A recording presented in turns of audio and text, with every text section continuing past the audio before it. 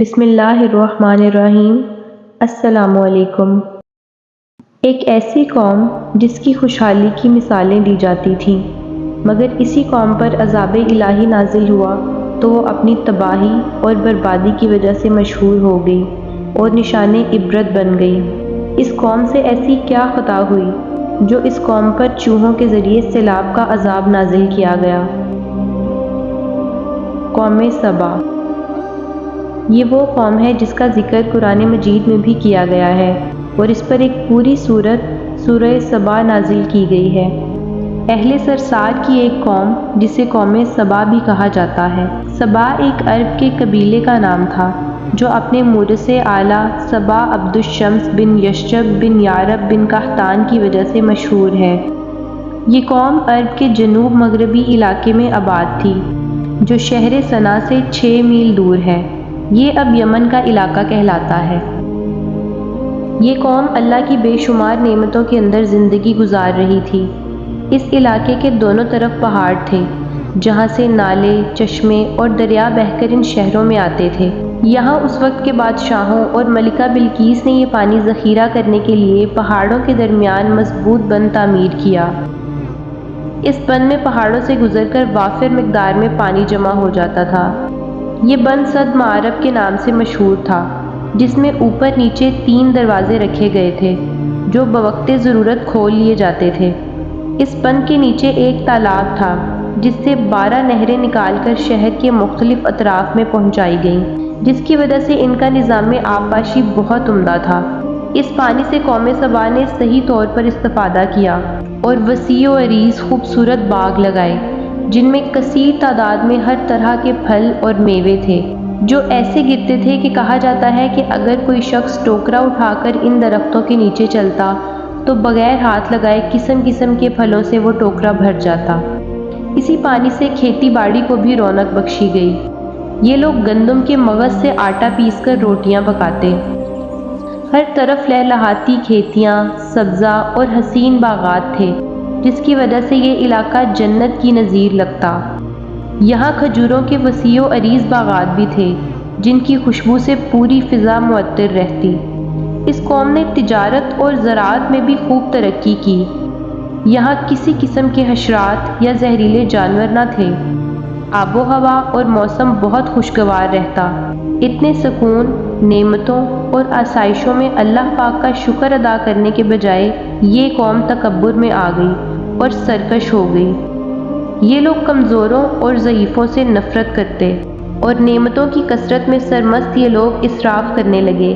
کہا جاتا ہے کہ یہاں کی عورتیں روٹیوں سے اپنے بچوں کی گندگی صاف کرتیں اور بعد میں ان آلودہ روٹیوں کو اکٹھا کرنے سے ایک پہاڑ بن گیا۔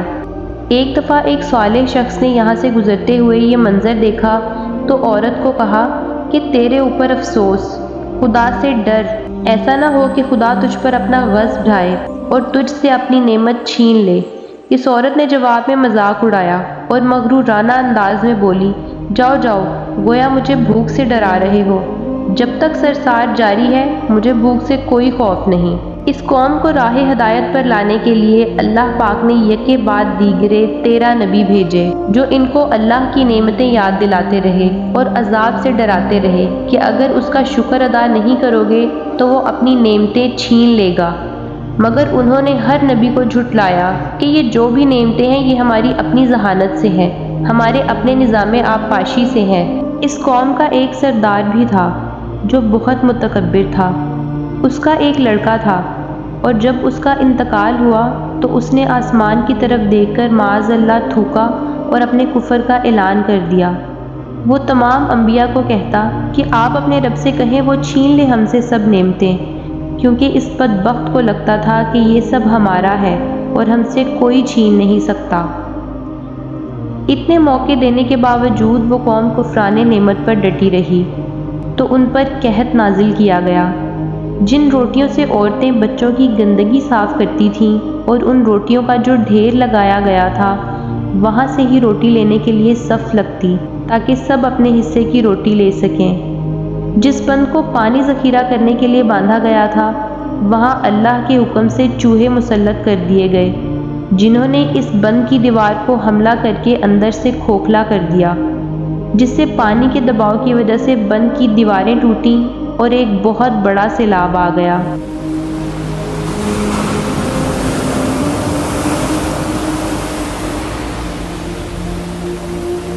جس سے ان کے تمام باغات، کھیتیاں، فصلیں اور گھر زیر آب آ گئے اور پانی میں غرق ہو کر نابود ہو گئے۔ جس نظام آبپاشی کا ان کو غرور تھا وہ برباد ہو کر رہ گیا۔ ان کے باغات اور کھیتوں کی جگہ صرف خاردار جھاڑیاں اور بیری کے درخت بچے جس سے وہ لوگ پیٹ بھرتے۔ وہ لوگ جن کے گرد کثرت سے ہر طرح کے میوے ہوتے، اب وہ کھانے کے لیے ترس رہے تھے۔ خوش الحال پرندے وہاں سے کوچ کر گئے۔ کووں اور الوؤں نے قوم سبا کے کھنڈرات میں اپنے گھونسلے بنا لیے تھے۔ اس قوم کی معیشت تباہ ہو گئی، اور جب ایسا ہوا تو آس پاس جو کثیر آبادیاں آباد تھیں وہ بھی وہاں سے دوسرے مقامات کی طرف چلی گئیں۔ جو علاقہ اپنی کثیر نعمتوں، عظیم تہذیب و تمدن اور خوبصورتی کی وجہ سے جانا جاتا تھا، وہاں اب تباہی اور بربادی کے سوا کچھ نہ بچا تھا اور لوگوں کے لیے نشان عبرت بن چکا تھا۔ ان غافل لوگوں کو کفران نعمت کی سزا مل چکی تھی۔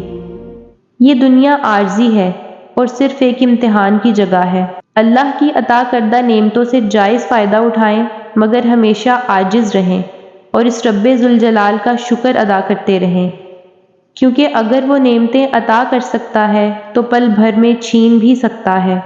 اللہ ہم سب کو عاجزی اختیار کرنے اور اس کا شکر ادا کرنے کی توفیق عطا فرمائے، آمین۔